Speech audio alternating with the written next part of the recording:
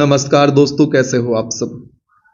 Computer की video series के इस वीडियो से हम शुरुआत करने वाले हैं कंप्यूटर सिक्योरिटी, वायरस और एंटीवायरस टॉपिक की, जिसके अंतर्गत दोस्तों हम निम्न बिंदुओं पर चर्चा करेंगे, जिसमें शामिल है कंप्यूटर सिक्योरिटी, उसके घटक, उसके खतरे, malware program, computer virus, antivirus, hacker के प्रकार। इसके अलावा कुछ महत्वपूर्ण बिंदु जो आपके एग्जाम के लिहाज से बेहद महत्वपूर्ण है। अंत में हम चर्चा करने वाले हैं अभ्यास प्रश्नों की, वस्तुनिष्ठ प्रश्नों की। शुरुआत हमें करनी है कंप्यूटर सिक्योरिटी से, जिसे हम नेटवर्क सिक्योरिटी भी कहते हैं। दोस्तों, अब नेटवर्क सिक्योरिटी क्या होता है? तो ऐसी प्रक्रिया होती है जिसके द्वारा किसी नेटवर्क को अनऑथराइज्ड एक्सेस से बचाया जाता है, अनाधिकृत प्रवेश से बचाया जाता है, अर्थात बिना अनुमति के प्रवेश से बचाया जाता है। दोस्तों, साइबर खतरों से बचाव, कार्य को सुचारू रूप से बनाए रखने तथा महत्वपूर्ण डाटा की सुरक्षा के लिए नेटवर्क सिक्योरिटी का उपयोग किया जाता है। एक बात और आपको ध्यान रखनी है, जो नेटवर्क सिक्योरिटी होती है सबके द्वारा इंप्लीमेंट नहीं होती, इसके लिए एक्सपर्ट की आवश्यकता होती है। और किसी नेटवर्क में सिक्योरिटी को बढ़ाने के लिए नेटवर्क की मॉनिटरिंग की आवश्यकता भी होती है। इतनी बातें आप ध्यान रखें। और दोस्तों, वर्तमान समय में कंप्यूटर सिक्योरिटी के प्रमुख खतरों में दोस्तों malware, hacking, cracking, spam, fishing, bullying आदि शामिल है। आपको ध्यान रखना है इन सभी नाम को। यह सभी कंप्यूटर सिक्योरिटी के खतरों में आते हैं। आपके एग्जाम में प्रश्न आएगा, निम्न में से कौन कंप्यूटर सिक्योरिटी के लिए खतरा नहीं है या खतरा है? तब आप यदि इन नाम को ध्यान रखते हैं तब आपको एग्जाम में सही आंसर करने में सहूलियत हो जाएगी। दोस्तों, इन खतरों से बचाव के लिए हम एंटीवायरस और फायरवॉल का उपयोग करते हैं, ये तो हम सभी जानते हैं। अब हमें चर्चा करनी है कंप्यूटर सिक्योरिटी के घटक के बारे में, जिसमें शामिल है गोपनीयता, उपलब्धता, प्रमाणीकरण, सत्यनिष्ठा, गैर परित्याग, एक्सेस कंट्रोल। सबसे पहले हम बात करेंगे गोपनीयता की। दोस्तों, नेटवर्क सुरक्षा का सबसे पहला और महत्वपूर्ण स्तंभ है गोपनीयता। इससे क्या होता है? डाटा को किसी अनाधिकृत या अनऑथराइज्ड एक्सेस से बचाया जाता है। फिर बात करनी है उपलब्धता की। उपलब्धता से तात्पर्य है केवल ऑथराइज्ड या अधिकृत व्यक्ति ही, अधिकृत यूजर ही इसका उपयोग कर सकता है। उपलब्धता से दोस्तों यह निर्धारित होता है कि ऑथराइज्ड यूजर ही उपलब्ध संसाधनों का उपयोग कर पाएगा। अब हम बात करने वाले हैं प्रमाणीकरण की। दोस्तों, इसमें व्यक्ति या पार्टी की पहचान को सुनिश्चित किया जाता है। डाटा को एक्सेस करने की अनुमति केवल ऑथराइज्ड व्यक्ति के पास ही होती है। सिस्टम का एक्सेस आईडी पासवर्ड के द्वारा सुरक्षित रखा जाता है। आपने देखा होगा, आईडी और पासवर्ड हमें एंटर करने होते हैं पर्टिकुलर नेटवर्क में जाने के लिए। अब दोस्तों, सत्यनिष्ठा, इंटीग्रिटी की हम बात कर लें तो सेंडर और रिसीवर के मध्य आदान प्रदान होने वाले डाटा में कोई परिवर्तन नहीं होना चाहिए। जैसा भेजा जा रहा है, जिस व्यक्ति के पास भेजा जा रहा है, उस व्यक्ति तक उसी मात्रा में, उसी रूप में, उसी प्रकार से डाटा पहुंचना चाहिए। इसे कहते हैं इंटीग्रिटी, सत्यनिष्ठा। शेयर की गई जानकारी सटीक और शुद्ध होनी चाहिए। कहने का मतलब है भेजने वाले ने जैसी भेजी है बिल्कुल ज्यों की त्यों, बिना संशोधन के, जिसको भेजी गई है उसके पास पहुंचनी चाहिए। इसके अलावा दोस्तों परित्याग, मैसेज को सेंड करने वाला ओरिजिनल यूजर कहीं अपने मैसेज को स्वयं का ना होने से इनकार ना करे। यह सेंडर की ऐसी किसी पॉसिबिलिटीज को नहीं मानता। सीधी बात है, यदि आपका फोन है, आपने अपने फोन से किसी को व्हाट्सएप से मैसेज किया, तो अब तो मैसेज आपने किया, आपके फोन से, आपके व्हाट्सएप से कोई और व्यक्ति किसी और व्यक्ति को मैसेज करेगा, तो चूंकि मैसेज आपके फोन से किया गया है तो यह माना जाएगा कि मैसेज आपने ही किया है। यहां पर आपसे यह कहने का प्रयत्न किया जा रहा है। उम्मीद है आपको सारी चीजें क्लियर हो रही होंगी। इसके बाद हमें चर्चा करनी है एक्सेस कंट्रोल की। दोस्तों, कौन सा यूजर किस फाइल को एक्सेस कर रहा है और कर सकता है, इसका निर्धारण एक्सेस कंट्रोल कहलाता है। अब यहां पर चर्चा की जा रही है नेटवर्क या कंप्यूटर सिक्योरिटी के प्रमुख खतरों की, जिसमें शामिल है मालवेयर, जिसके अंतर्गत virus, worm, trojan, spyware, root kits आते हैं, cyber bullying, cyber warfare, cyber pornography, identity theft, salami हमला, cyber stalking, piracy, spoofing, spamming, adware, root kits, phishing, flame, hacking, cracking, cookies, data diddling. इन सभी बिंदुओं पर बात की जाएगी नेटवर्क सिक्योरिटी के खतरों के अंतर्गत। सबसे पहले हम बात करेंगे मालवेयर की, कि आखिरकार मालवेयर होता क्या है। तो दोस्तों, मालवेयर उन प्रोग्राम का समूह होता है, ध्यान रखें, प्रोग्राम का समूह होता है जिसका कार्य कंप्यूटर को नुकसान पहुंचाना है। इसके अंतर्गत virus, worm, spyware, root kits और ट्रोजन आदि आते हैं, या ये सभी मालवेयर के उदाहरण हैं। इतनी बातें आप ध्यान रखें। सीधा प्रश्न आएगा, निम्न में से कौन सा मालवेयर का उदाहरण है या नहीं है। उस लिहाज से आपको इन सभी उदाहरणों को याद रखना है। और दोस्तों, मालवेयर क्या है? प्रोग्राम्स का समूह है जो कंप्यूटर को नुकसान पहुंचाता है।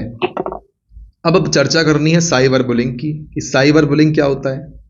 दोस्तों, इंटरनेट या मोबाइल टेक्नोलॉजी का प्रयोग करके असभ्य, घटिया तथा या तकलीफ देह मैसेज, ध्यान रखें, इंटरनेट या मोबाइल टेक्नोलॉजी का उपयोग करके असभ्य क्वालिटी कैटेगरी के, घटिया या तकलीफ देह मैसेज और इमेज और वीडियो भेजकर किसी को जानबूझकर तंग करना साइबर बुलिंग कहलाता है। सीधी बात है, यदि आप इंटरनेट का, मोबाइल फोन का उपयोग करके किसी को ऐसे मैसेजेस भेजते हैं जिससे उसको दिक्कत होती है, तो उसको हम कहेंगे साइबर बुलिंग। दूसरों को डराने धमकाने के लिए text message, email, social media platform, web page, chat room आदि का उपयोग किया जाता है। दोस्तों, ध्यान रखें, भारत सरकार द्वारा कवच एंटी बुलिंग ऐप का निर्माण किया जा रहा है। अब आपको सीधा प्रश्न आएगा, कवच का संबंध किससे है? तब आप आंसर करेंगे बुलिंग एप्लीकेशन से है, एंटी बुलिंग एप्लीकेशन से है। अब हमें चर्चा करनी है साइबर वॉरफेयर की। किसी देश द्वारा दूसरे देश के कंप्यूटर नेटवर्क से संवेदनशील डाटा चुराना या नष्ट करना साइबर वॉरफेयर कहलाता है। ध्यान रखें दोस्तों, जब एक देश दूसरे देश के कंप्यूटर के नेटवर्क से उसकी गुप्त सूचना, संवेदनशील डाटा को या तो चुराता है या नष्ट करता है, इसे हम साइबर वॉरफेयर कहते हैं। 2021 में रूस के हैकर्स ने यूक्रेन देश के बैंकिंग प्रणाली को प्रभावित कर दिया था, यह इसका उदाहरण है। अब साइबर पोर्नोग्राफी, दोस्तों, इसके अंतर्गत इंटरनेट पोर्नोग्राफी तथा अश्लील वेबसाइटों को शामिल किया जाता है। साइबर पोर्नोग्राफी के लिए सूचना प्रौद्योगिकी अधिनियम आईटी एक्ट 2000 की धारा 67 या धारा 67 में दंड का प्रावधान है। आप इस धारा को याद रख लें दोस्तों, धारा 67 आईटी एक्ट सन 2000। इसमें साइबर पोर्नोग्राफी के लिए दंड के प्रावधान की बात की गई है। फिर हमें चर्चा करनी है आइडेंटिटी थेफ्ट की। दोस्तों, अपराधियों द्वारा किसी यूजर की व्यक्तिगत पहचान जैसे यूजर आईडी, पासवर्ड तथा अन्य गोपनीय जानकारी चुराना आइडेंटिटी थेफ्ट कहलाता है। ध्यान रखना, यूजर आईडी, पासवर्ड, अन्य कोई भी गोपनीय जानकारी यदि कोई व्यक्ति चुराता है, उसे हम कहते हैं आइडेंटिटी थेफ्ट। उदाहरण, डेबिट कार्ड, क्रेडिट कार्ड आदि कॉपी करना इसके अंतर्गत शामिल है। फिर दोस्तों, सलामी हमला। सलामी हमला क्या होता है?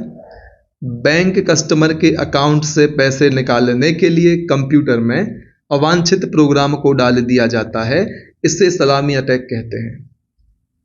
इसे सलामी स्लाइसिंग के नाम से भी जाना जाता है। इसका उपयोग खाते से छोटी राशि को दूसरे स्थान पर भेजने के लिए किया जाता है। साइबर स्टॉकिंग, दोस्तों, इंटरनेट यूजर से चैट के दौरान जानकारियां प्राप्त कर उन्हें ब्लैकमेल करना साइबर स्टॉकिंग कहलाता है। जानकारी में नाम, मोबाइल नंबर, पता आदि आदि शामिल हो सकता है। साइबर स्टॉकिंग को भारतीय दंड संहिता की धारा 354C और 354D के तहत अपराध घोषित किया गया है। धारा ध्यान रखें, 354C, 354D भारतीय दंड संहिता के अंतर्गत अपराध घोषित किया गया है। किसको? साइबर स्टॉकिंग को। उम्मीद है चीजें क्लियर हो रही होंगी। दोस्तों यदि ऐसा है तो आप वीडियो को लाइक, शेयर, चैनल को सब्सक्राइब करके हमारा सपोर्ट जरूर करें, क्योंकि आपके सपोर्ट की हमें नितांत आवश्यकता है। अब हमें चर्चा करनी है पाइरेसी की। मूल उत्पाद की कॉपी कर उसकी प्रतिलिपि को कालाबाजारी के माध्यम से मार्केट में बेचने को हम पाइरेसी कहते हैं। सीधी बात है, किसी की ओरिजिनल कृति है, कॉपी किसी ने किसी पर्टिकुलर चीज को डेवलप किया, बनाया, उसको आप कॉपी करके उसकी प्रतिलिपि बना के ब्लैक में बेचते हैं,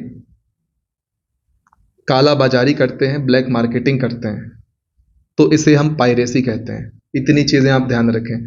फिर दोस्तों स्पूफिंग, अनाधिकृत डाटा को अधिकृत यूजर की जानकारी के बिना एक्सेस करने की टेक्निक स्पूफिंग कहलाती है। यहाँ कुछ एक्सप्लेन करने वाली चीजें नहीं है, इसलिए हम डायरेक्ट आगे बढ़ते जा रहे हैं। दोस्तों जिस प्रकार हैकिंग करने वाले को हैकर कहते हैं, उसी प्रकार से स्पूफिंग करने वाले को स्पूफर कहते हैं। सीधी सी बात है। उदाहरण, caller ID spoofing, email spoofing, content spoofing. फिर दोस्तों स्पैम की बात हमें करनी है। अनेक व्यक्तियों को अवैध और अवांछित रूप से भेजा गया ईमेल स्पैम कहलाता है। सामान्यतः यह एक प्रकार के विज्ञापन होते हैं। अनेक व्यक्तियों को अवैध और अवांछित रूप से भेजा गया ईमेल स्पैम कहलाता है। दोस्तों एडवर्टाइजमेंट के लिए स्पैम का उपयोग किया जाता है।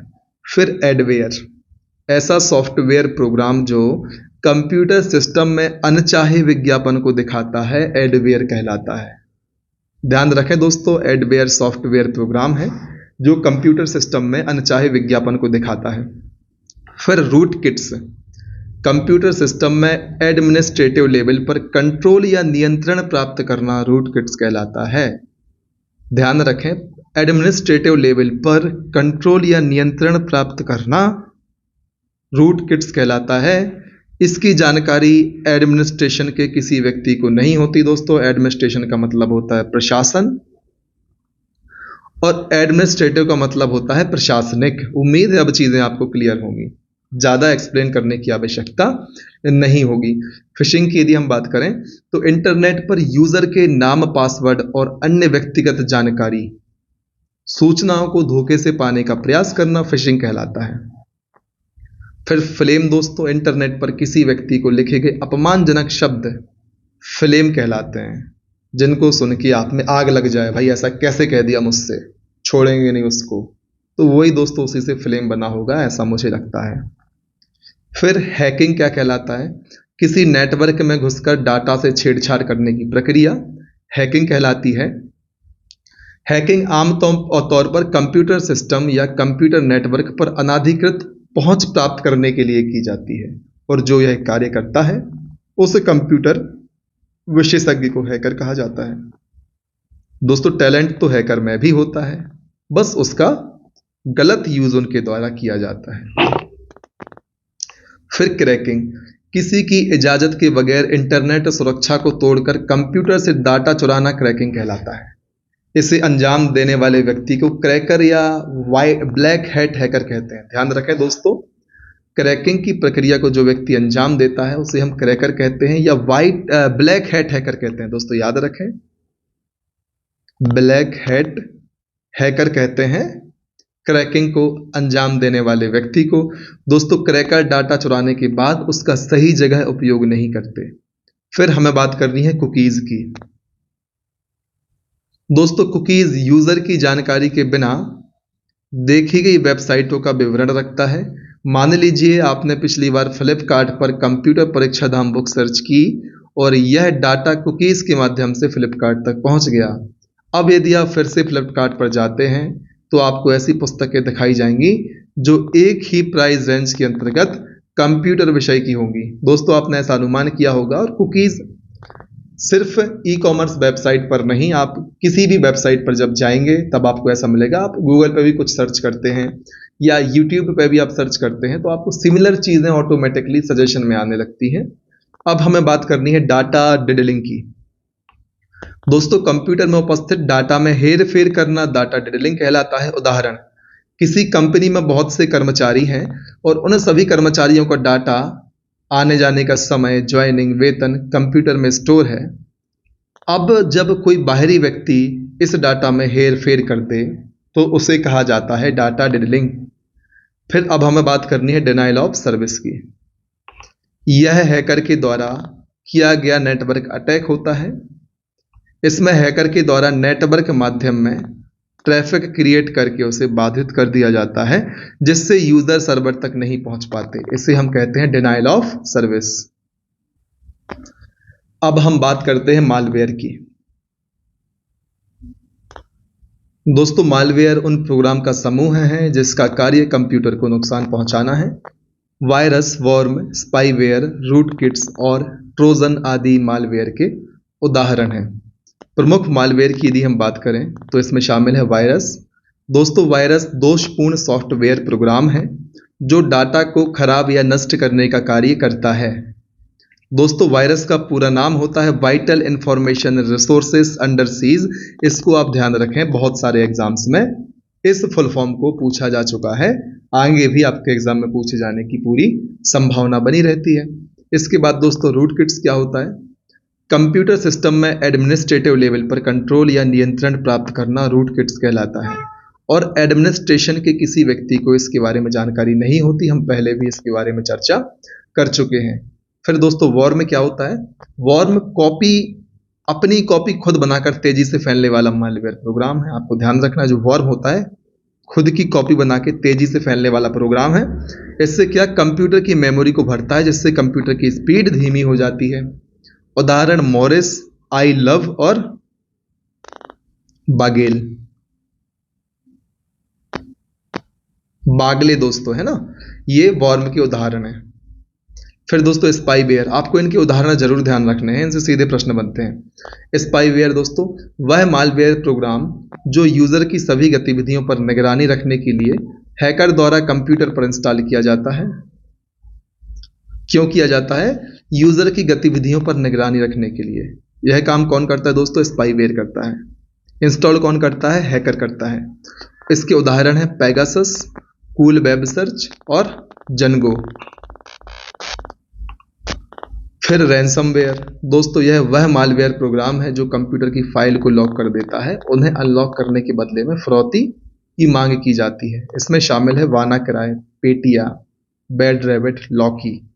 फिर कीलॉगर, दोस्तों वह मालवेयर या स्पाईवेयर प्रोग्राम जिसे यूजर की सूचना के बिना कंप्यूटर में चलाया जाता है। यह कंप्यूटर में दबाए गए कीज पर निगरानी रखता है, उन्हें रिकॉर्ड करता है। इसे हम कहते हैं कीलॉगर। ध्यान रखें दोस्तों, पासवर्ड वगैरह पता करने के लिए इसका उपयोग किया जाता है। एडवेयर की बात हम करते हैं, वह मालवेयर प्रोग्राम जो कंप्यूटर सिस्टम में अनचाहे विज्ञापन को दिखाता है, एडवेयर कहलाता है। फिर बोट नोट्स, दोस्तों बोट नोट्स बोटनेट दोस्तों इंटरनेट से जुड़े कई डिवाइसेस का नेटवर्क होता है जो हैकर द्वारा कंट्रोल किया जाता है। इसका इस्तेमाल लॉगिन आईडी और पासवर्ड को चुराने, कंप्यूटर को कंट्रोल करने और डिस्ट्रीब्यूटेड डिनाइल सर्विस अटैक के लिए किया जाता है। फिर दोस्तों स्केयरवेयर, यह वह मालवेयर प्रोग्राम है जिनके द्वारा यूजर को फ्री एंटीवायरस या सॉफ्टवेयर डाउनलोड करने का लालच दिया जाता है। डाउनलोड करते ही वायरस कंप्यूटर में प्रवेश कर जाता है, इसे कहते हैं स्केयरवेयर। फिर दोस्तों बैकडोर क्या होता है? यह वह मालवेयर प्रोग्राम है जो कंप्यूटर सिस्टम में अनाधिकृत कार्य करते हैं। बैकडोर याद रखें दोस्तों, बैकडोर अनाधिकृत काम, देखा वो अनाधिकृत काम पीछे के दरवाजे से ही किए जाते हैं। इस प्रकार से आप ध्यान रखें, बैकडोर वह मालवेयर प्रोग्राम जो कंप्यूटर सिस्टम पर अनाधिकृत कार्य को अनऑथराइज्ड एक्सेस करते हैं, सीधी बात है ना। फिर ट्रोजन हॉर्स, वह मालवेयर प्रोग्राम जो इंटरनेट के माध्यम से कंप्यूटर में प्रवेश करता है। यह किसी उपयोगी प्रोग्राम के साथ स्वयं को अटैच कर लेता है, इसे हाइड मालवेयर प्रोग्राम भी कहा जाता है। उदाहरण जीनस जीरो एक्सेस रूट किट। तो दोस्तों उम्मीद है आपको इस वीडियो से आपके एग्ज़ाम की तैयारी में सहायता मिलेगी। यदि ऐसा है तो आप वीडियो को लाइक करें, चैनल को सब्सक्राइब करें, वीडियो को ऐसे विद्यार्थियों तक शेयर करें जो आपकी ही तरह किसी कॉम्पिटिटिव एग्ज़ाम की तैयारी कर रहे हैं और जिनको हमारे वीडियो से लाभ हो सकता है। तो दोस्तों इसी प्रकार से बने रहें, हमारे साथ लगातार मेहनत करें और तब तक ना रुकें जब तक कि आपको आपका लक्ष्य प्राप्त नहीं होता। जय हिंद।